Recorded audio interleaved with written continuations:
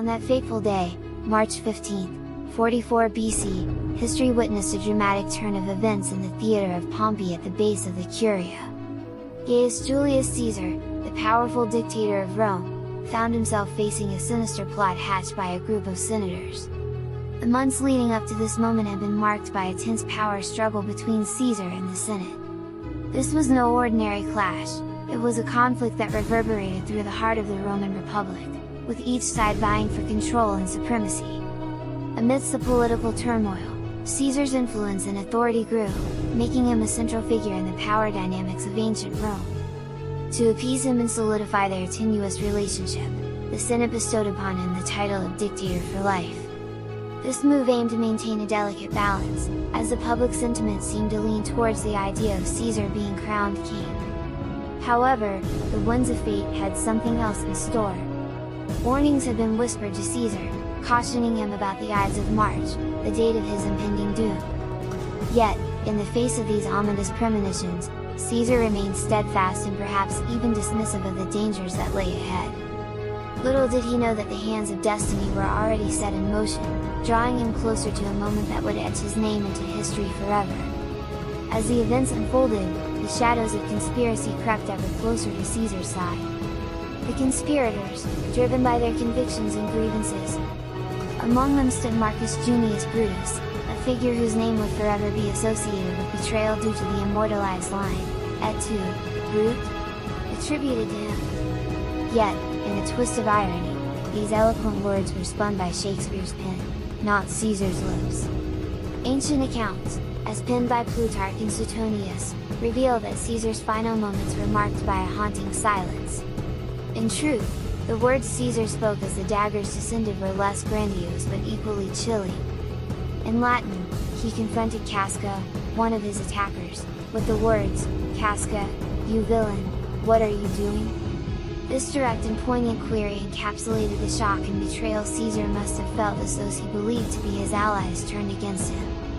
Shakespeare, the master wordsmith, drew from historical sources to craft his narrative.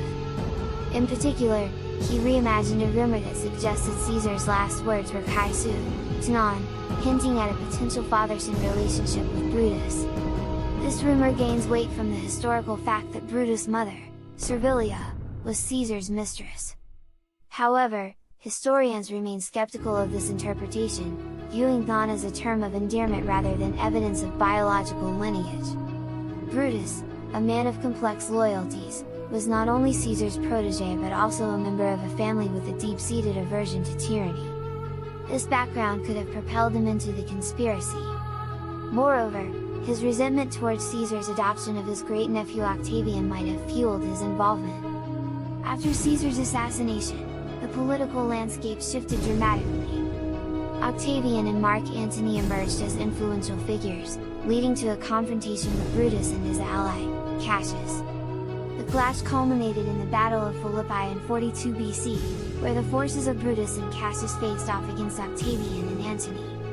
In a cruel twist of fate, Brutus met his end, taking his own life to avoid capture.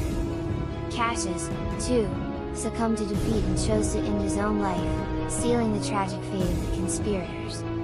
Among the figures involved, Decimus Junius Brutus Albinus, a lesser-known name, played a significant role. Despite his close relationship with Caesar, Decimus participated in the conspiracy due to perceived slights and unfulfilled expectations. Caesar's inclination to name Octavian as his heir seemingly shattered Decimus' hopes. His intimacy with Caesar allowed him to provide crucial insights to the conspirators, ultimately influencing the events that transpired. Servilius Casca, the one who struck the first blow against Caesar, missed his intended target but struck a critical blow to the heart of Rome. The chaos that followed allowed Caesar to utter his poignant last words, revealing his disbelief and bewilderment at the betrayal he was facing. The conspiracy had successfully executed their plan, and the Roman Republic was irrevocably altered. In the aftermath of the assassination, the conspirators grappled with the consequences of their actions. The intricate web of personal grievances, political aspirations, and historical forces had converged to shape this pivotal moment. The legacy of Julius Caesar's assassination reverberates through history, a testament to the complexities of power, loyalty, human nature.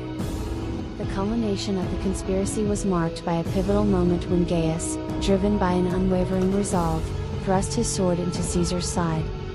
This strike, as history suggests, was the fateful blow that brought an end to Caesar's life.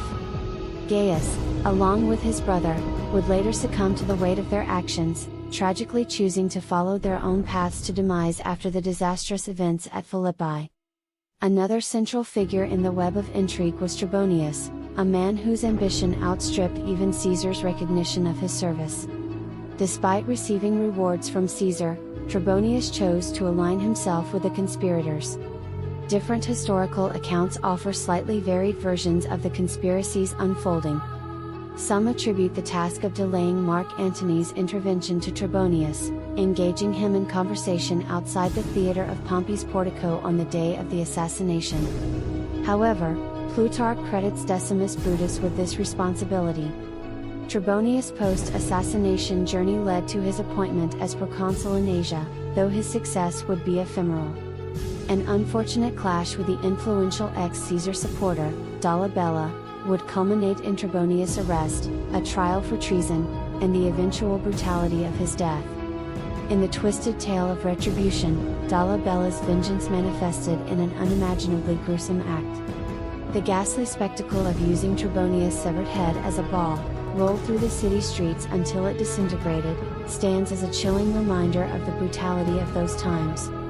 Cinna, whose familial ties connected him to Caesar, chose a different route in his involvement.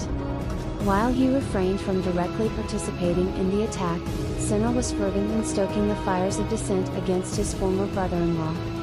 Once close allies, the relationship between the two had soured, with Cinna's vehement speech against Caesar on the eve of the assassination making him a public figure associated with the conspiracy. In a tragic twist, a mob mistakenly targeted a poet named Helvius Cinna, while Lucius Cornelius Cinna managed to elude their wrath. Tilius Cimber, entrusted with the governorship of Pontus Bithynia, found himself torn between complex emotions. Caesar's reluctance to pardon his exiled brother may have played a crucial role in pushing Cimber toward the conspirators. Historical sources suggest that Cimber was the one who initiated the physical confrontation with Caesar, grabbing his toga and maneuvering him into a vulnerable position. After Caesar's death, Cimber retreated to Bithynia, providing support to Brutus and Cassius before their eventual defeat. Cimber's post-assassination fate remains veiled in uncertainty, likely entwined with a larger narrative that unfolded at Philippi. In a narrative that often mirrors itself, two Brutuses and two Cassiuses weave their tales into the historical fabric. Harmonices, with his clever taunt against Octavian, and his alliance with Sextus Pompey, met his own tragic end after the Battle of Actium. Libio, the enigmatic figure who played a pivotal role in shaping the conspiracy, made his mark through a ritualistic passing, as Appian recounted. The story unfolds with further complexity through the lives of Decimus and Ligarius, who found themselves enmeshed in the tumultuous events of their time. Their destinies, tied to allegiances and enmities, cast a revealing light on the intricate tapestry of motives and actions that characterize historical narratives. Among these figures, Aquila stands as a stark embodiment of animosity toward Caesar. Their exchanges, marked by a blend of wry humor and deep-seated rivalry, reveal the complex dynamics at play. Post-assassination, Aquila's alignment with Antony led him to battle and an inescapable fate. The script's concluding call for reflection prompts us to ponder the legacy of these conspirators. Were they individuals reaping the consequences of their choices, or were they heroes who took a stand against perceived tyranny? As we delve into the lives of these historical figures, their actions serve as a reminder of the intricate interplay of power, loyalty, and individual convictions that shape the course of history. Their stories, fraught with complexity and human emotion, continue to captivate and challenge our understanding of the past.